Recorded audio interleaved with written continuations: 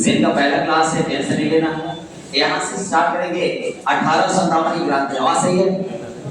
सही है, सुनिए यहाँ से। यहाँ पे कोशिश करेंगे एकदम पूरा अंदर जाके आपको बताने का प्रयास करेंगे। देखिएगा, बात करेंगे यहाँ पे 1857 की क्रांति। एकदम गौर सुनिएगा, आपको अच्छा ही लगेगा। तो पहले जो घटना पढ़ा चुके हैं उसी पे हम देखने वाले हैं। बात करेंगे 1857 की क्रांति। इसके पीछे जो एक क्रांति होने का सबसे पहले बात करेंगे, हर घटना में देखेंगे। सबसे पहले हुआ जो है इसका पृष्ठभूमि सा क्या रहा है। देखिएगा, हर भाग में इसको बार-बार हम पढ़ेंगे। यहाँ से पूरा अलग हर डिग्री में कहीं से क्वेश्चन पूछे तो आपको छूटना नहीं चाहिए। सबसे पहले बात करेंगे कि 1857 की क्रांति का पीछे का रिकॉर्ड क्या रहा है, क्यों यह घटना हुआ है, उससे भी बात करेंगे। यहाँ पे पहला पढ़ेंगे पृष्ठभूमि पढ़ेंगे, इसका रीजन क्या रहा होने का। दूसरा पढ़ेंगे यहाँ पे सबसे पहले कि इसका स्रोत क्या रहा, बात करें यहाँ से इसका स्रोत क्या रहा है। तीसरा पढ़ेंगे कि इसका तत्कालिक कारण क्या रहा, क्या लिखिएगा यहाँ से।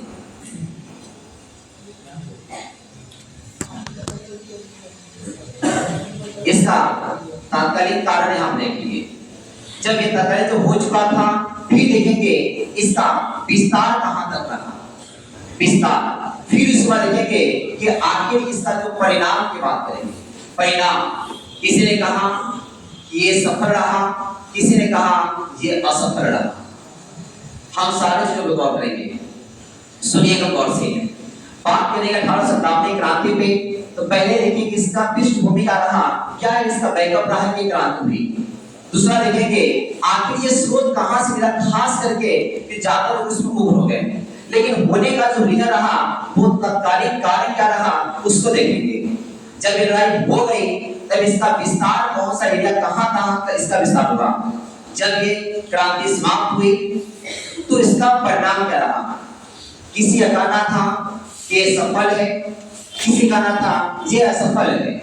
वो हर घटनाओं को आप देखेंगे। पहला पढ़ेंगे यहाँ पे पृष्ठभूमि, दूसरा पढ़ेंगे यहाँ पे स्रोत, तीसरा पढ़ेंगे तत्कालीन कारण, और यहाँ पे एरिया देखेंगे विस्तार का, और लास्ट देखेंगे इसका हम परिणाम।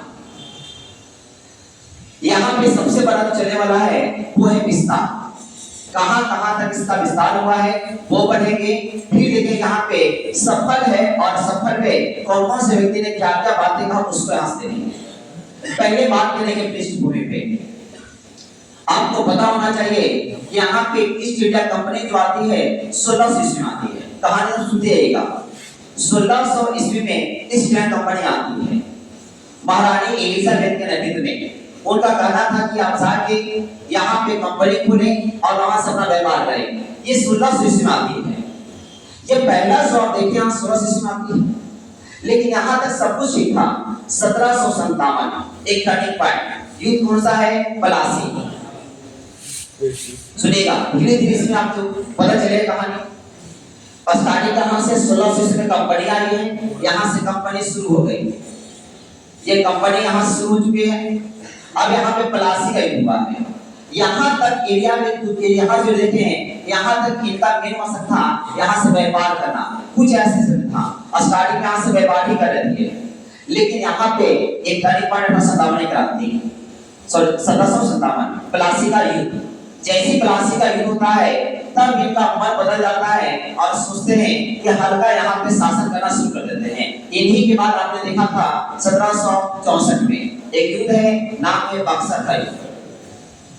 बक्सर का युद्ध, बक्सर के युद्ध में देखे थे। इसी युद्ध यहाँ पे राजनीतिक, यहाँ से राजनीतिक विस्तार होना शुरू हो जाता है कि अब अपना एरिया हम बढ़ाएंगे। यहाँ तक कोई दिक्कत नहीं था। 1600 से 1657 तक यहाँ रीजन गया था कि नॉर्वे क्या किया, व्यापार किए हैं। लेकिन यहाँ पे 1764 जैसी बक्सर का होता है तब यहाँ मामला बदल जाता है। इनका मन हो जाता है कि पूरे भारत पे शासन करें। ये क्यों करें, जब ये पहले ही आते हैं तो पता चलता है कि भारत में जितने भी राजा महाराजा हैं सब आपस में सब खो डाले हैं, सब आपस में लड़ रहे हैं। तब यहाँ पे कहानी हो जाता है और अपना विस्तार करते हैं। लेकिन यहाँ पे ये जो देख रहे हैं 1757 से लेके बात करेंगे 1757 से लेके 1857 तक इस एरिया को देख रहे हैं या इसके बीच में यहाँ तक कोई दिक्कत नहीं है, लेकिन यहाँ पे 1757 से लेकर 1857 तक इन्होंने अपना जो विस्तार किया है, चाहे वो राजनीतिक क्षेत्र हो, चाहे वो धार्मिक क्षेत्र हो, चाहे वो सामाजिक क्षेत्र हो, चाहे वो आर्थिक क्षेत्र हो, चाहे वो किसी चीज में हो, यहाँ पे विस्तार करने काम करते हैं। इस दोनों के बीच में सबसे पहले देखेंगे, सबसे पहले करते हैं राजनीतिक विस्तार। राजनीतिक पहला, दूसरा करते हैं यहाँ पे धार्मिक या हो सकते हैं इसको सामाजिक यहाँ पे सुधार करने का प्रयास करते हैं। फिर यहाँ पे देखें, यहाँ पे हम लोग आर्थिक, एक रीजन नहीं है, आर्थिक सुधार यहाँ पे करते हैं। समझिएगा, यहाँ पे सुधार है, आर्थिक सुधार है। यहाँ बात करेंगे राजनीतिक बोलेंगे, धार्मिक बोलेंगे, आर्थिक बोलेंगे। यहाँ पे सुधार करने का प्रयास करते हैं, सुधार करते भी हैं। सब हमने देखा था राजनीतिक विस्तार के यहाँ से। पहला बोलेंगे राजनीतिक विस्तार में दो चीजें निकल के आई थी अपना एरिया बढ़ाने के लिए। पहला आपको पता है सहायक की संधि। राजनीतिक मतलब एरिया होता है कि अपना क्षेत्र का बढ़ावा। पहला बात करें किसके बारे में, तो बोलेंगे राजनीतिक विस्तार। तो उसमें पहला जो निकल गया था वो था सहायक संधि। कौन था? सहायक संधि। लॉर्ड वेस्ली कब बोले? 1700। यहाँ पे आता है सहायक संधि आ जाता है, बोलेंगे कि 1798 में। लाते कौन है? वेस्ली साहब। इसी के बाद हमने देखा था यहाँ पे एक नीति और आता है, इसका नाम है हड़प नीति। बोले थी हड़प नीति। बात करें कहां से? हड़प नीति। यहाँ पे हड़प नीति आ चुका है। ये हड़प नीति की बात करेंगे, ये बुलाते हैं डलहौजी। सुनिएगा, ये सबसे पहले बात करें धार्मिक सुधार को नहीं लेकर, उससे पहले चलेंगे राजनीतिक विस्तार। आपको पता है, जो नहीं आया है जो सुन लीजिएगा। सबसे पहले यहाँ पे सहायक संधि करते हैं और सहायक संधि के माध्यम से अपना एरिया विस्तार करने का बात करते हैं। आपको पता है कि सबसे पहले सहायक संधि में सिग्नेचर कौन करता है? 1897 में हैदराबाद। क्या बोलेंगे? हैदराबाद। ये बात हम देख रहे हैं, आपको याद होना चाहिए। हैदराबाद पहले बात करता है, सॉरी 98 चलेंगे। फिर बोलेंगे 1799 दो को, एक बोलेंगे तंजौर, एक बोलेंगे मैसूर। याद रखिएगा, यहाँ से बार-बार हम नहीं देंगे, अभी इसका मामला खत्म हो चुका है। एक बोलेंगे मैसूर का, एक बोलेंगे तंजौर का। फिर यहाँ पे 1800 ईस्वी में देखे थे पूरा हैदराबाद, इसको बोलेंगे हैदराबाद। पूरा यहाँ पे हैदराबाद पे। अब बात करें 1801 में अव्वल, 1801 में सुनिए यहाँ बात, ये जो हम देख रहे हैं ना, इस सबका काम पड़ेगा आगे चल के। 1801 बोले हम लोग अव्वल, अब बोलेंगे 1802 में पेशवा, 1802 में पेशवा। अब 3 बोलेंगे बरार, 3 बोलेंगे बरार बोलेंगे और भोसले। अब बोलेगा 4 बोलेंगे सिंधिया, 1800 बात करेंगे 4 में, तो बोलेंगे सिंधिया। अब देखेंगे यहाँ पे जयपुर हो, जोधपुर हो, बूंदी हो, मछली हो, ये सब कब बोलेंगे? 1818। जितना भी राजस्थान का एरिया की बात करें यहाँ से, चाहे वो एरिया हो जयपुर का हो, चाहे वो एरिया जोधपुर का हो, चाहे वो एरिया बूंदी का हो, कहाँ बोलेंगे? बूंदी का। चाहे बोले मछली का, कहाँ बोलेंगे? मछली। ये सब जितना भी देख रहे हैं सब बोलेंगे 1800। अब बताइए, इस तरह से यहाँ पे सहायक संधि करके पूरे एरिया कहाँ पे मिला दिया गया है। ये पहला स्टेप है, सहायक संधि है। दूसरा बोलेंगे हड़प नीति। यही मेन कार्य करने वाला हड़प नीति है। सबसे पहले बात करें यहाँ से हड़प नीति में, तो सबसे पहले हड़पा हो जाता है सतारा को। क्या बोलेंगे? सतारा को बोलेंगे।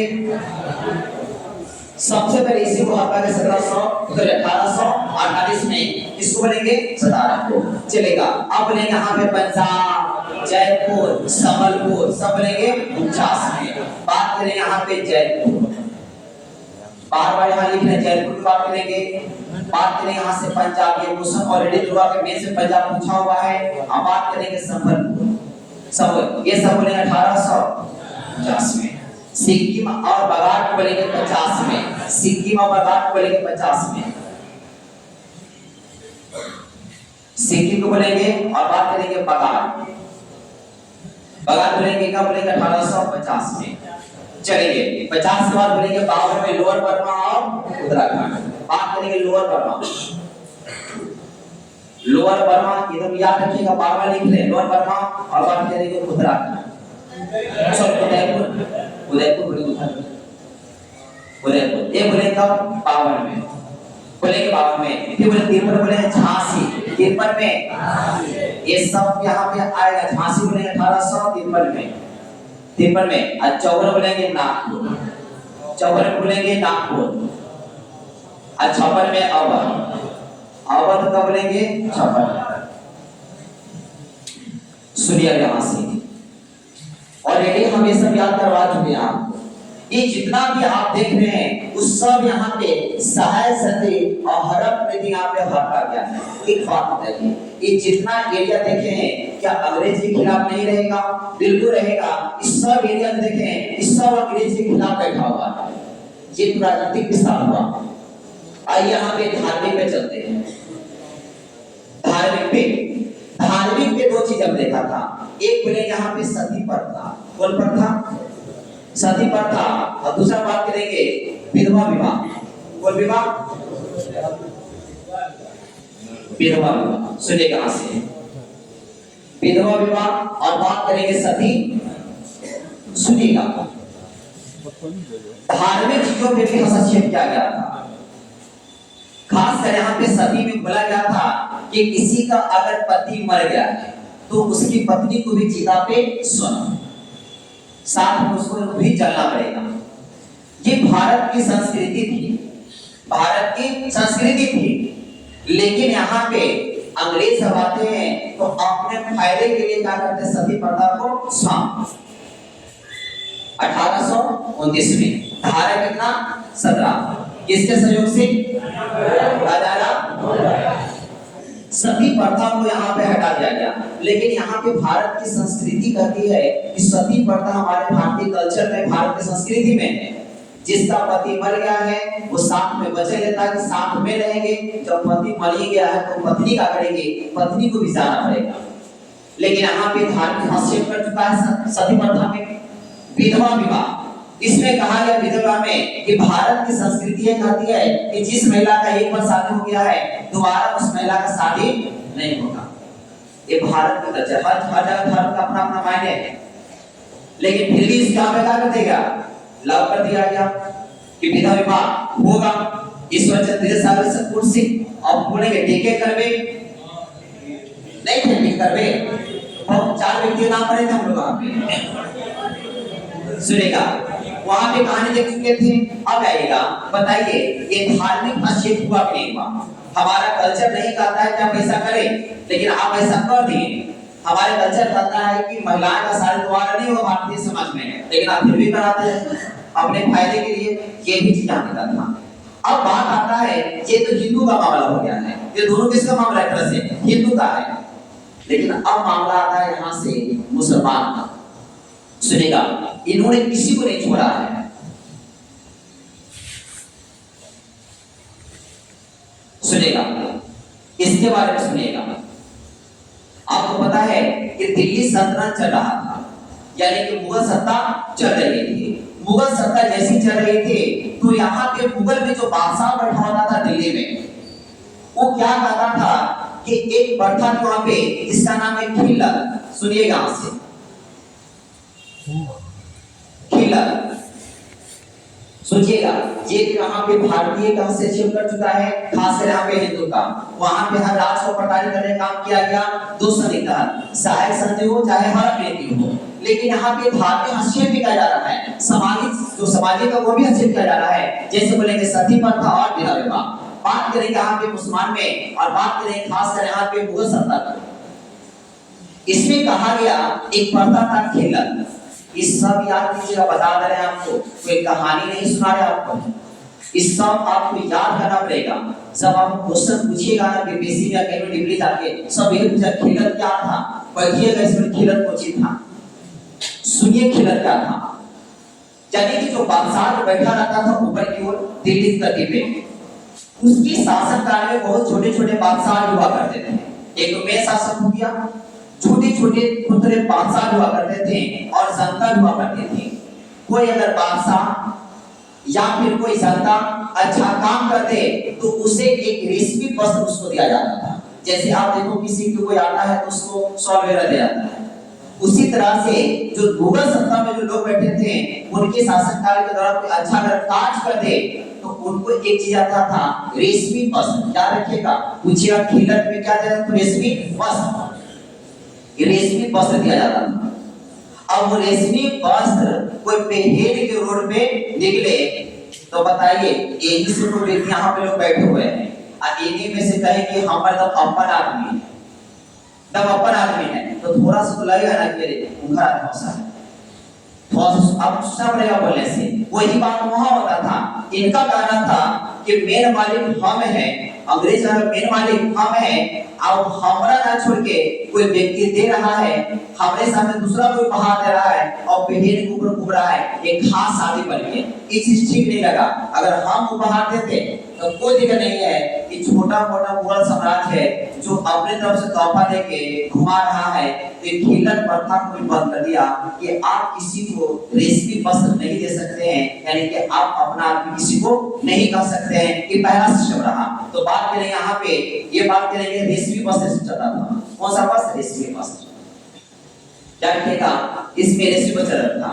इसको किसको, जो अच्छे कार्य करते थे, जो यहाँ पे अच्छे कार्य वाले को दिया था। कोई भी हो, चाहे भी जनता हो चाहे बादशाह हो, यहाँ पे चाहे वो जनता हो चाहे वो बादशाह, यही नहीं होगा। कहा कि सिस्टम को बंद करो। क्या करो, बंद करो। फिर एक होता था निजाम बोलते। इसमें क्या होता था कि कोई अगर अच्छा कार्य करे तो उसको पुरस्कार दिया जाता था। एक रेशमी वस्त्र की कहानी अलग है, लेकिन जो अच्छा कार्य करे उसको एक तरह से बोलते हैं कि उसको पुरस्कार दिया जाता था। कहा कि पुरस्कार को भी बंद करो, आप किसी को पुरस्कार भी नहीं दे सकते हैं। ये सब किसके लिए पता है, जो मुगल सत्ता के लिए है। ये जितना भी आप देख रहे हैं, ये जितना भी है, ये किसके लिए है, ये सब मुगल के लिए चल रहा है। कहा कि आप किसी को पुरस्कार वगैरह जो है, पुरस्कार आप नहीं दे सकते हैं। पुरस्कार भी सिस्टम बंद, यानी कि पुरस्कार भी आप नहीं दे सकते, पुरस्कार बंद। अब यहाँ पे जो मुगल सत्ता थी वो वहां पे दरबार लगाता था। दरबार कि किसी को अगर तकलीफ है, दुख है, दर्द है, शिकायत है, मेरे पास आए, हम उसका निवारण करेंगे। ये बात सिद्ध थी। इसको लगा कि हम मेन आदमी है, आप सब भी निर्णय कौन दे रहा है, मुगल। कहा कि सिस्टम आप दरबार भी नहीं लगा सकते, किसी के दुख दर्द को भी नहीं सुन सकते। सोचिए एक बार, यही जो मुगल है, यही मुगल क्या किया था, सबको परमिशन दिया था कि आप कोई बात बैठे तो पैर पसारे तो हाथ, कोई बात नहीं हो रहा है। कहा कि आप यहाँ पे जनता के लिए आप यहाँ से दरबार भी आप नहीं लगा सकते हैं, वो सिस्टम बंद कीजिए।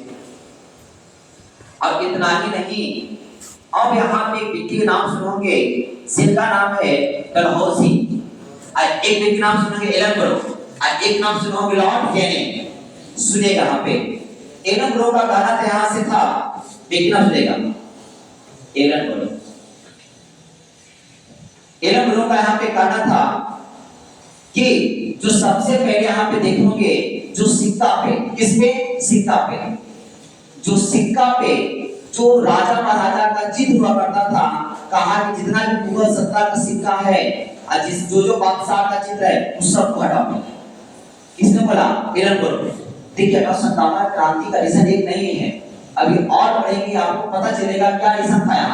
यहाँ पे कहा गया कि देखिए, जब बुद्ध भाषा में आप छूटेगा कारण, तो सब ये कारण निकलेगा आपको वहां से। तो यहाँ पे एलनब्रो ने कहा कि जितने भी मुगल सत्ता के राजा का चित्र है कहीं पे, उस सिक्का से सबको हटा देना, कोई नहीं रहेगा यहाँ पे, सब वहां सिक्का सबके हटा दो वहां से। तब यहाँ उसको सिक्का से यहाँ पे हटा दिया गया। तो बात करें यहाँ पे, यानी कि देखेंगे सिक्का से चित्र को हटा दिया गया, सिक्का से चित्र को हटाया गया। कहा कि सिक्का पे चित्र था वो क्या कर दो, हटाओ, यहाँ से कुछ नहीं चलने वाला है। फिर निकल के आते हैं डलहौजी। कौन है डलहौजी? डलहौजी कहानी सुनेगा यहाँ से। ये सब अपना अपना काम करते रहे हैं, कोई नहीं बचा हुआ है। डलहौजी साहब सुनिएगा। डलहौजी साहब कहते हैं कि जितने भी मुगल सत्ता के बादशाह हैं, लाल किला को खाली करो, लाल किला को खाली करो, और सब कुतुब मीनार के पास छोटा सा जगह आपको दे दे रहे हैं। ये भी दिक्कत है। एक तो एरिया मेरा कहाँ का, दिल्ली का मेन है लाल किला, लाल किला पे लोग रह रहे हैं, फिर भी आप बोल रहे हैं कि लाल किला को खाली करो, तो कहां से आएगा? तो बोला जा रहा है कि आप कुतुब मीनार के पास आइए, आप वहां पे छोटा एरिया दे देंगे। ये भी एक तरह से विवाद का कारण बना यहां से। तो डलहौजी ने बोला कि लाल किला को खाली करो, लाल किला खाली करो, खाली करो। सुने, लाल किला कहां से खाली करवाया जाता है? आइएगा, ये भी काम कर्तव्य यहाँ बोल देते हैं। बात करेंगे कैनिंग, बिजली दिखाई दे रहा है, सुनेगा, कोई दिक्कत नहीं, कहाँ आएगा, यहाँ आएंगे तो ठीक है, वहां लिखेंगे, सुनेगा। कैनिंग साहब कहानी सुनेगा। ये कहते हैं कि जो अभी बादशाह बना हुआ है, जो बादशाह अभी तक है, वही तक बादशाह का पद रहेगा, उसके बाद बादशाह के पद को भी यहाँ से हटा दिया जाएगा। सोचिए कितना बात है। एक तो यहाँ पर लेके डूबा है, सबको मिला के कर दिया गया है। फिर यहाँ पे ये भी कहानी देखिए, वो भी कहानी खत्म में कहानी यहाँ से है। और यहाँ पर मुगल को नहीं छोड़ा है, यहाँ से बोला है कि जो बादशाह का पद है, उस बादशाह के पद को भी हम क्या करते हैं, समाप्त करते हैं। ये भी रीजन यहाँ से रहा है, बादशाह का पद, बादशाह का पद समाप्त, ये भी पद यहाँ पे समाप्त हुआ। ये देख रहे हैं सब कारण यहाँ से। एक कैनिंग साहब आते हैं, एक खिलत आता है, एक निजाम आता है, यहाँ पे दरबार लगता है। ये विकृत लॉर्ड एलन ब्रो ये भी कहते हैं, डलहौजी बोलते हैं कि लाल किला को खाली करो, क्योंकि हर अपने ही लाते हैं ना, तो हर में के नहीं, तो बोलते हैं लाल किला को खाली करो। और कहां सा? कुतुब मीनार से। यहाँ पे कहते हैं कि आप कहां जाइए, तो कुतुब मीनार जाइए, कहानी खत्म है यहाँ से। ये सब जितना भी आप देख रहे हैं ना, इस सब पहले का पूरा पृष्ठभूमि बन चुका है, सब यहाँ पे स्रोत ही इसका होने का पहले पृष्ठभूमि तैयार हो चुका है। रीजन यहाँ से है 1600 से 1657, ये पृष्ठभूमि ऑलरेडी थोड़ा सा बेस बन चुका है, यहाँ से रीजन है। दूसरा यहाँ पे स्रोत ये सब मिल रहे हैं, स्रोत ये सब है, कहां से कब है। अब इतना होने के बाद बस एक तत्कालिक कारण की आवश्यकता थी कि थोड़ा सा तत्कालिक कारण मिले कि यहाँ पे हम क्रांति यहाँ पे कर दें। उसी तत्कालिक कारणों का यहाँ पर देखें, यहाँ पर कोई दिक्कत नहीं है, हम आपको याद भी कराएंगे। पहले एक बार कहानी सुन लीजिए यहाँ से।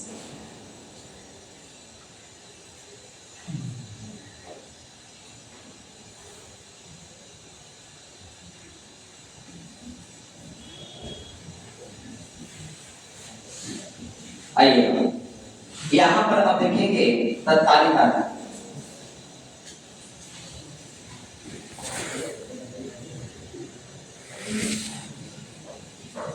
सुनिएगा,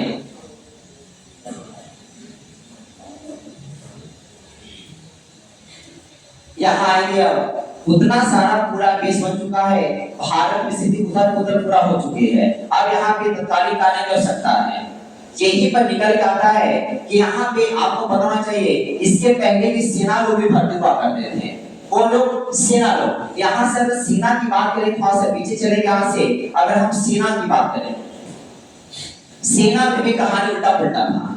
सेना में कहा जाता है कि कोई अगर भारतीय सेना है, वो सेना है भारतीय सेना है, अब कोई यहाँ पे अंग्रेज है, कौन है? अंग्रेज है। दोनों अगर सेना पद पे हैं, तभी यहाँ पे पैसा का अंतर है, वेतन का अंतर है। अगर वो भी सिपाही है, आप भी सिपाही हैं, तो दोनों का वेतन में अंतर है। ये पहला रीजन था यहाँ पे भारतीयों में। दूसरा रीजन यहाँ पे है कि भारतीयों को ज्यादा ऊंचा पद नहीं दिया जाता था। सबसे ज्यादा ऊंचा पद हुआ करता था इस अंग्रेज का हुआ करता था। और बोला गया था कि अगर मीटिंग करेंगे तब यहाँ पे ना कुत्ता का आना है ना भारतीयों का आना है।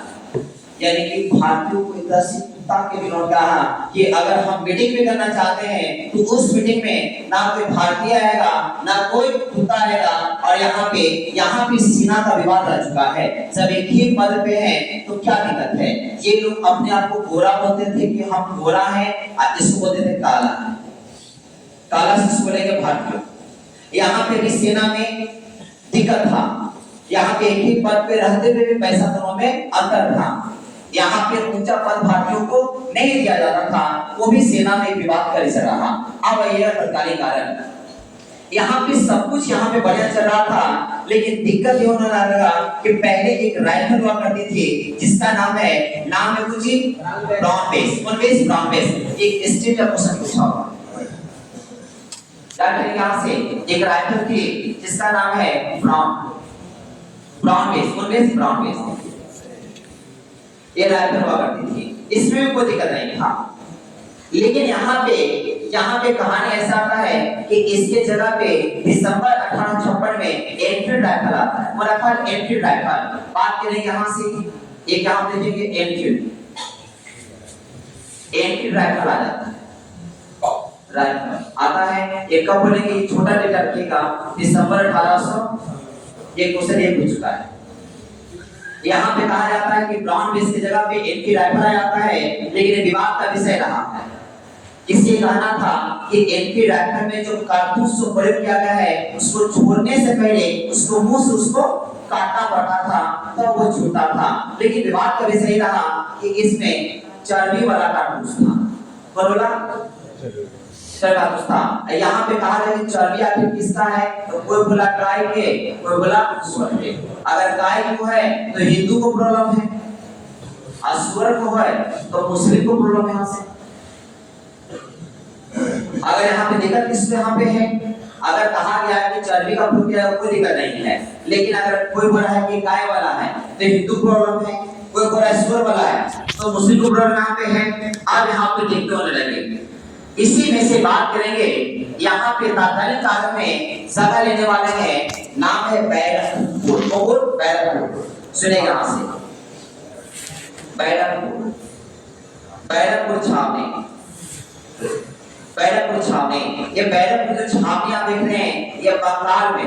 कहाँ पे है? बंगाल में। ये बैरकपुर छावनी कहाँ? तो बंगाल में।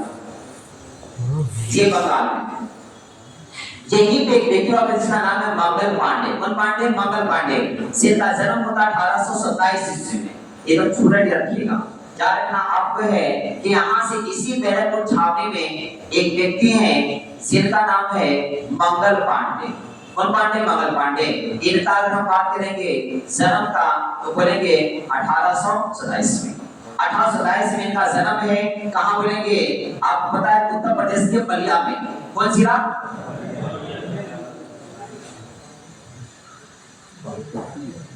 बलिया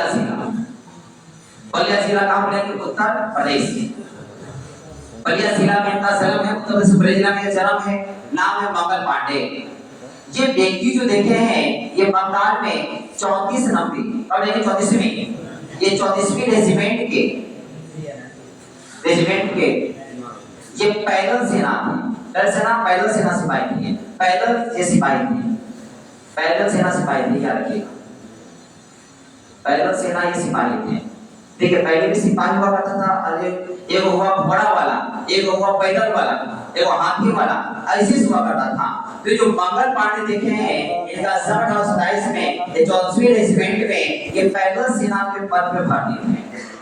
जब इनको सूचना मिलता है कि यहाँ पे इस तरह का प्रयोग किया जा रहा है, आप देख रहे हैं कि पांडे जी कौन है, देख रहे व्यक्ति को, ये कौन है? पांडे जी। अब इनको लगा कि धर्म में हस्तक्षेप हो रहा है, इन ताक में रहे कि कोई ऐसा अवसर मिले कि घूमते ही रहते थे, ये घूमते रहते थे कि कोई ऐसा अवसर मिले उसको हम पाठक लगाते, एकदम तैयार थे ये। तब यहाँ पे जैसे ही घूमते रहते हैं तब यहाँ पे एक व्यक्ति है, दो व्यक्ति रहता है, एक का नाम लेफ्टिनेंट कॉर्प, एक बोलेंगे मेजर भूषण।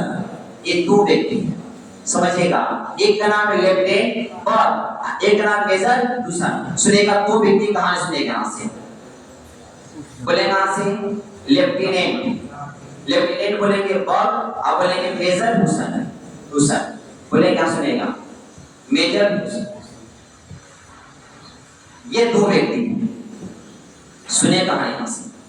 जैसे यहाँ पे लेफ्टिनेंट बॉब को जब देखता है ये तुरंत यहाँ पे गोली चला देता है। इसको दो गोली लगा है। ये गोली दो गोली घाट जब चिल्लाता जैसी है कि यहाँ पे जैसे अटैक किया कौन मंगल पांडे, ये जैसे चिल्लाता है तो मेजर हुसैन दौड़ के आता है, बस एक गोली जरूर लगा। कहानी खत्म है। दोनों कहां पे बैठे हैं समझिएगा यहाँ से। जैसे जब लड़ाई जब होने ही लगता है, जैसी गोली चलता है तो इसी में से एक व्यक्ति है जो भारतीय सेना भर्ती है, नाम है ईश्वरी प्रसाद। ये देखे हैं मेजर हुसैन और मेजर बॉब जो है हल्ला करता है बचाओ। यहाँ पे एक जमादार के पद पे है और पद है जमादार के पद में नाम है ईश्वरी प्रसाद। जब ये चिल्लाते हैं कि बचाओ, ये जाते हैं और बोलते हैं कोई कुछ नहीं बचाएगा, मार होने दो। बस यहाँ पे घटना कुछ नहीं है, लेफ्टिनेंट बॉब और मेजर हुसैन को वहाँ पे गोली मार दिया गया, दोनों व्यक्ति समाप्त। यहाँ पे जो घटना जो देख रहे हैं ये डेट रखिएगा 29 मार्च 1857। 29 मार्च 1857 की घटना है। दो व्यक्ति का मृत्यु है, बीच बचाव में जाता कौन ईश्वरी प्रसाद, लेकिन बोलता है कि कोई नहीं छुएगा, लड़ने दो इसको, क्योंकि ऐसे भी यहाँ पे दिक्कत किसका था, ब्राउन बेस का। यहाँ पे बदल के अनमोल आया था, एनवी राइफल चढ़ेगा कारतूस का मामला था। भारतीय धर्म का भी तो हो रहा था इस तरह से, ये बचाते नहीं है। लेकिन वहां पे फिर एक सेना आ जाती है, पैदल सेना आती है जिसका नाम है शेख बल्टू राम की सेना पहुंचती है। कौन सेना? शेख बल्टू राम की सेना पहुंचती है। जैसी शेख बल्टू राम की जब सेना पहुंच जाती है तब उससे गुहार लगाता है कि बचाओ। तब वहां पे शेख बल्टू राम की सेना वहां पे मंगल पांडे में दोनों में लड़ाई होता है। बोलेंगे शेख बल्टू राम, नाम है शेख बल्टू राम। शेख बल्टू राम के यहाँ पे सेना पहुंची है।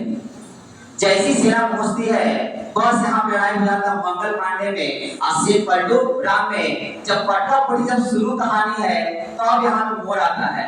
अब यहाँ पे जितना भी भारतीय तमाशा देख रहा है तो शेख बल्टू राम को चप्पल जूता लाठी जे मिला उसे ही मारा था। लेकिन अफसोस की बात है कि लास्ट में मंगल पांडे को यहाँ पे गिरफ्तार किया। शेख बल्टू राम की सेना जो है मंगल पांडे को गिरफ्तार कर लिया यहाँ से है। दोनों में यहाँ लड़ाई होता है, शेख बल्टू राम में अब बोलेंगे मंगल पांडे दोनों में लड़ाई होता है। लड़ाई होने के बीच में यहाँ पे विवाद भी होता है, लेकिन यहाँ पे मारपीट भी होता है, पूरा चप्पल जूता चलता है। फिर भी लास्ट में शेख बल्टू राम की सेना इसको गिरफ्तार करने के बाद कहानी सुनिए यहाँ से। एक आ चुका है 8 अप्रैल 1800, ये डेट है। अब यहाँ पे कहा जाता है कि मंगल पांडे को फांसी दिया जाए। पूरा जल्लाद पूरा जाता है कि कोई जल्लाद यहाँ पे बंगाल में कोई भी जल्लाद यहाँ पे रेडी नहीं है कि यहाँ से हम इसको फांसी लटकाएं। फिर वहां से 4 जल्लाद स्पेशल लगाया जाता है, कहां से? कलकत्ता से। कोई भी यहाँ पे जल्लाद रेडी नहीं है। 4 यहाँ पे जल्लाद आता है, वो भी कहां से? कलकत्ता से। उस सब का कुछ मतलब नहीं है। पूछिएगा कि मंगल पांडे को फांसी देने जल्लाद कहां से आया था?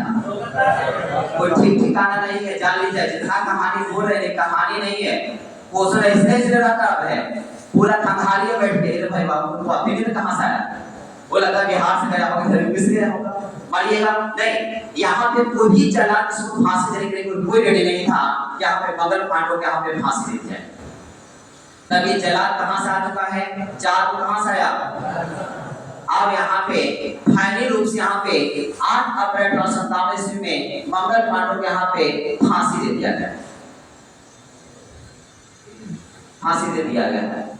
तब शेख बल्टू राम बोलता है कि मालिक एक आदमी नाम है ईश्वरी प्रसाद, यहाँ पे लड़ाइया हो रहा था, देख रहा था, लेकिन ये लगा नहीं था। कहा कि बुलाओ। एक बोलेंगे 21 अप्रैल 1857 इनको भी फांसी दे दिया गया। ईश्वरी प्रसाद इनको भी यहाँ पे फांसी। खत्म कहानी हो गया। इनका यहाँ पे फांस हो चुका है क्योंकि ईश्वरी प्रसाद यहाँ लड़ाई देख रहे थे, बचाव नहीं किए थे, उससे हमारे पेपर फांसी है। अब कहानी बचा शेख पलटू राम के। कहा कि शेख पलटू राम आपको तो प्रमोशन हम कर देते हैं, इनको यहाँ से प्रमोशन कर दिया गया। लेकिन दुखद बात यह है कि ज्यादा दिन पद पे नहीं रह सके, भारतीय सेना ने मिलकर इनकी हत्या कर दी। चाहे ध्यान से बढ़िया क्या था, एक नंबर का यहाँ देखिएगा शेख पलटू राम, इस शेख पलटू राम है, समझे? इस शेख पलटू राम का प्रमोटी हो चुका है कि चलिए आपको प्रमोशन हम दे देते हैं, लेकिन कुछ ही दिन के बाद यहाँ पे भारतीय जो सेना देखे हैं, भारतीय सेना इसकी हत्या कर दी। हत्या कर दिया, कहानी हो गया यहाँ से समाप्त। यानी कि यहाँ से स्टार्टिंग पेज मिले गए थे और यहाँ पे मंगल पांडे की भी हत्या। लेकिन लड़ाई अभी थामा नहीं है, अभी सिर्फ यहाँ पे तत्कालीन कादर में सिर्फ गए हैं, अभी यहाँ पे विस्तार अभी बाकी है।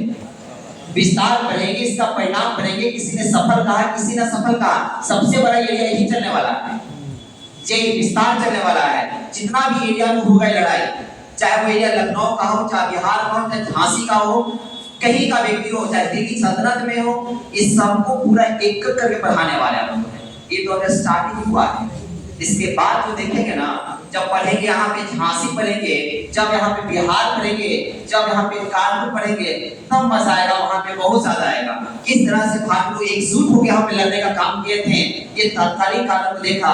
यहाँ पे व्यक्ति का मृत्यु है, नाम मंगल पांडे, कोई दिक्कत हम नहीं है। अभी तक सिर्फ हम यहाँ पे पेज बनाया है, कल से लड़ाई होगा, स्टार्ट होगा मेरठ से। कहाँ से? मेरठ छावनी से।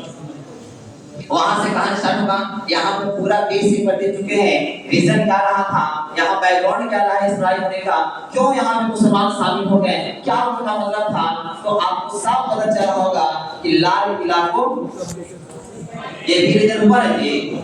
यहाँ पे खिलत रेसिपी बस आप नहीं दे सकते हैं, किसी को पुरस्कार आप नहीं दे सकते हैं, आप जनता दरबार नहीं लगा सकते हैं। यहाँ पे सिक्का में चित्र जो है सब बादशाह को हटाना वहां से। यहाँ पे जी अकेले बोलते हैं कि बादशाह का पद है, हम समाप्त कर देंगे, आप जो बने हैं वहां तक ठीक है, जैसे ही आपका मृत्यु काम खत्म कहानी, कोई भी बात से हम होने वाला नहीं है।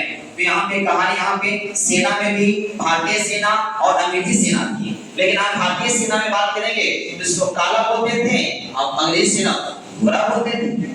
एक ही पद पे रहते हुए भी उन्होंने सैलरी में कटौती, यहाँ पे कहा गया है अगर ऊंचा पद भारतीयों को नहीं देना, ये भी विवाद का रीजन रहा था इस तरह से। तो यहाँ पे एक बार तेजी से हम बोल देने का प्रयास करेंगे, आप याद कीजिएगा। इसके बाद कहानी के 3 दिन चलेगा, कम से कम 3 से 14 मिनट खत्म होगा। सोचिए क्या होने वाला 3-4 दिन में, एकदम ऐसा पढ़ाएंगे ना कि आपको कहीं से भी क्वेश्चन पूछे एकदम बक सकते हैं कि हाँ यहाँ से हुआ है। हाँ, लेकिन बता दें जो पहले हम कहानी पढ़ाए हैं, जो पीछे पढ़ा है, जितना भी कहानी पढ़ा है, उस सबको माइंड रखिएगा, क्योंकि वही सब का फिर हम बताने वाला आपको है। अवध की संधि, अवध में जो हो चुका है, लखनऊ में जो है, उस सबको कहानी एक बार वहां पे फिर बताएंगे। एक बार यहाँ से फिर स्टार्ट करते हैं, आप सुनिएगा।